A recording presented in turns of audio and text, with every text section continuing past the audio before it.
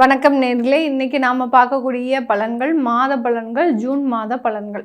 இந்த ஜூன் மாதத்துல இருக்கக்கூடிய கோச்சார கிரகங்களின் நிலவரங்கள், அதையும் தாண்டி அந்த கோச்சார கிரகங்களின் பெயர்ச்சிகள் அப்படின்றது இந்த ஜூன் மாதத்துல அடுத்தடுத்து நடக்க போகுது. ஏன்னா வருட கிரகமான அந்த குரு பகவான் இந்த மாதம் 2ஆம் தேதி ஜூன் மாதம் அந்த கடக ராசிக்கு உச்சம் பெற்று வரப்போறார்.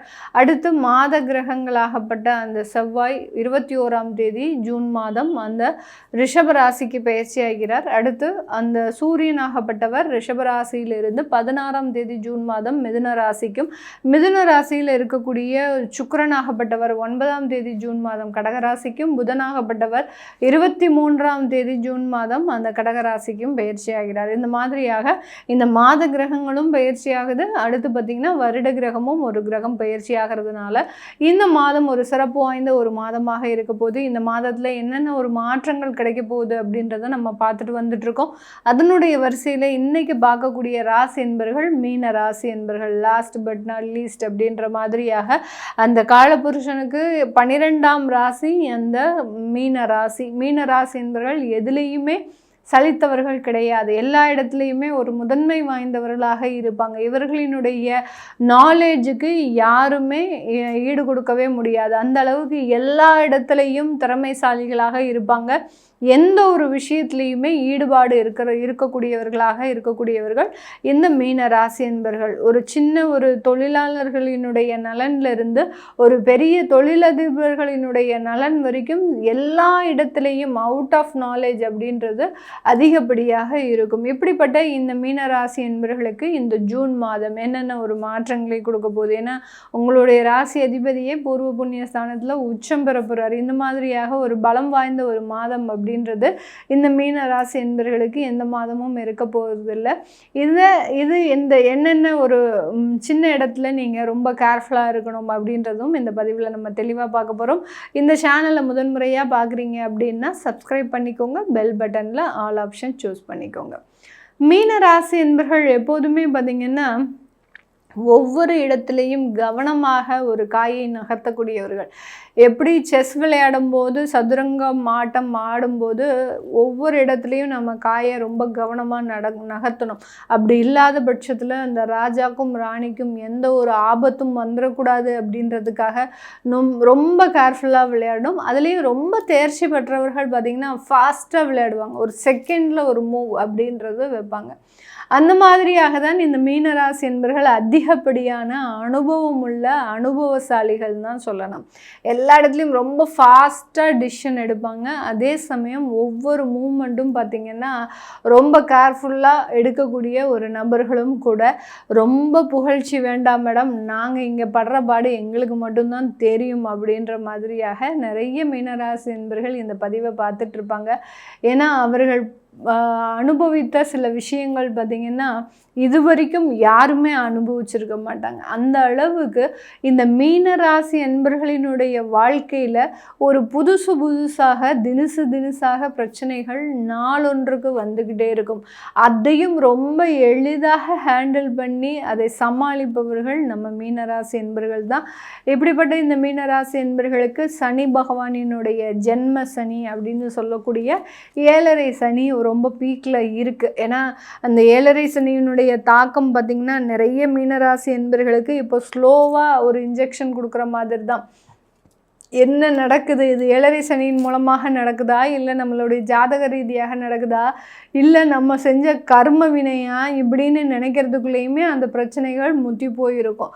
அந்த அளவுக்கு சில இடத்துல ரொம்ப ஸ்லோவாக என்ன நடக்குதுன்னே அறிய முடியாத ஒரு சூழ்நிலைகள், சில இடத்துல நீங்கள் கண்ணை மூடி கண்ணை திறக்கிறதுக்குள்ள ஒரு பாதிப்புகள், இப்படியெல்லாம் பலவிதமான பிரச்சனைகளை ஒரே நாளில் சந்திச்சிட்ருக்குறாங்க. ஒரு இடத்துல குடும்ப பிரச்சனை, இன்னொரு இடத்துல ஃபினான்ஸ் சம்மந்தப்பட்ட பிரச்சனை, இன்னொரு இடத்துல அலுவலகம் சம்மந்தப்பட்ட பிரச்சனை, இன்னொரு இடத்துல பார்த்திங்கன்னா நண்பர்களோட சில விஷயங்களை நம்ம சேர்ந்து செய்யணும் அப்படின்ற மாதிரியான சில விஷயங்கள். இப்படி நாலா பக்கமும் தன்னை சுற்றி ஒரு ரவுண்ட் த கிளாக் சில ப்ராப்ளம்ஸை வச்சிட்டு இருந்து அதையும் சமாளிக்கக்கூடிய இந்த மீனராசி என்பவர்களுக்கு இந்த மாதம் ஒரு ராஜயோகம் ஏற்படக்கூடிய ஒரு மாதமாக இருக்க போகுது. உங்களுடைய ராசி அதிபதி பூர்வ புண்ணிய ஸ்தானத்திற்கு போயிட்டார். இதை விட வேறு எந்த ராஜயோகமும் உங்களுக்கு தேவையே இல்லை. அவர் அவர் அந்த 5ஆம் இடத்துல இருந்து உங்களுடைய ராசியையே பார்க்கிறார். சனியினுடைய பவர் டோட்டலாக இங்கே குறைய போகுது. ஜென்ம சனி என்ன வேலை பார்த்தாலும் அந்த குரு உச்சம் பெற்று பார்வை பார்க்கிறார்.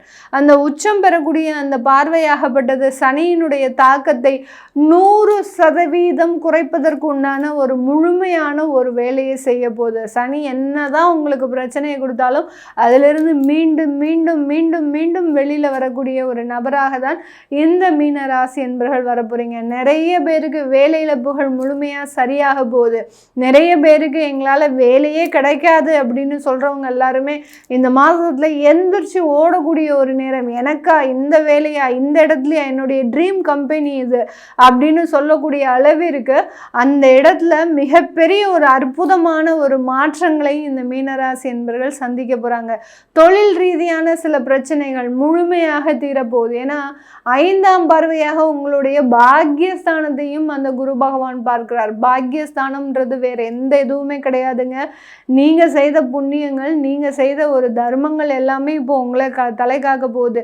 ஏன்னா இந்த மீனராசி என்பவர்கள் இவர்கள் ஏற்பட்டிருக்கிற பிரச்சனை பார்த்தீங்கன்னா மற்றவர்களுக்கு உதவுனால இவர்களுக்கு இந்த பிரச்சனை. இப்போ இந்த ஜென்மசனி கொடுத்துட்டு இருக்கிற பிரச்சனை எல்லாமே பார்த்தீங்கன்னா, நான் என்னுடைய குடும்பத்தை காப்பாற்றினேன், என்னுடைய உறவினர்களை காப்பாற்றினேன், என்னுடைய அம்மா அப்பாவுக்கு இவ்வளோ செஞ்சேன், என்னுடைய உடன் பிறந்தவர்களுக்கு இவ்வளோ செஞ்சேன், நான் செய்யாத உதவியே கிடையாது அப்படின்னு சொல்ல அந்த உதவி செய்ததுனால பிரச்சனை வந்தது அப்படின்னா இது இந்த மீனராசி என்பவர்களுக்கு தான் வரும்.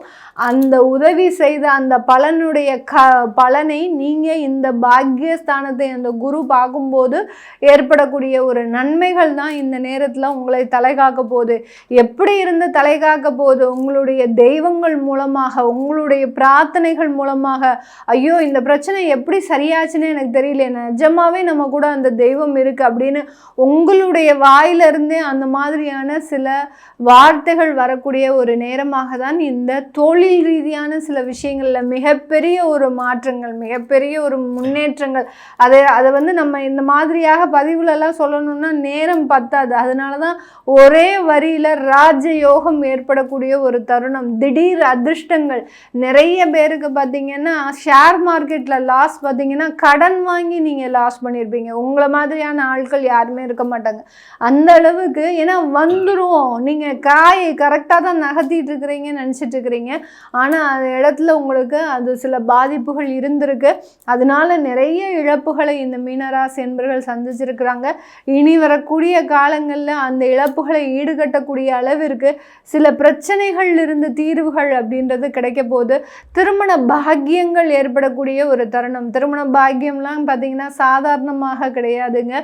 நீங்கள் நினைச்ச மாதிரியான வரன், உங்களை புரிஞ்சு நடந்து கொள்ளக்கூடிய ஒரு அளவிற்கு ஒரு வரன், இது எல்லாமே கிடைக்கக்கூடிய ஒரு நேரம். ஏன்னா மீனராசி என்பவர்கள் இப்போ இருக்கக்கூடிய காலகட்டத்தில் நம்ம திருமணமே செய்யக்கூடாது, நம்மளுக்கு அது ஒரு மிகப்பெரிய ஒரு பாரமாக ஆகிடும், நம்மளே வாழ முடியாத ஒரு ஸ்டேஜில் இருக்கோம், எப்படி நம்ம இன்னொருத்தவங்களோடு சேர்ந்து வாழ்கிறது அப்படின்ற மாதிரியான அந்த திருமண விஷயங்களில் மிகப்பெரிய ஒரு பின்னடைவை அடைந்துட்டு இருக்கிற மீனராசி என்பவர்களுக்கு இந்த மாதத்தில் அந்த திருமணம் சம்பந்தப்பட்ட சில வாய்ப்புகள் கூடி வரக்கூடிய ஒரு நேரம். குழந்தை பாக்கியம் அப்படின்னு சொல்லக்கூடிய புத்திர பாக்கியம் ஏற்படக்கூடிய ஒரு நேரம். சில பேருக்கு 3 வருஷமாக குழந்தை பாக்கியம் இல்லை, எவ்வளவோ ட்ரீட்மெண்ட் எடுத்துட்டோம், ஆனாலும் எங்களுக்கு அந்த குழந்தை பாக்கியம் ஏற்படலை அப்படின்னு சொல்கிறவங்களுக்கு இந்த மாதத்தில் முழுமையான அந்த புத்திர பாக்கியம் ஏற்படக்கூடிய ஒரு தருணமாக இருக்க போது.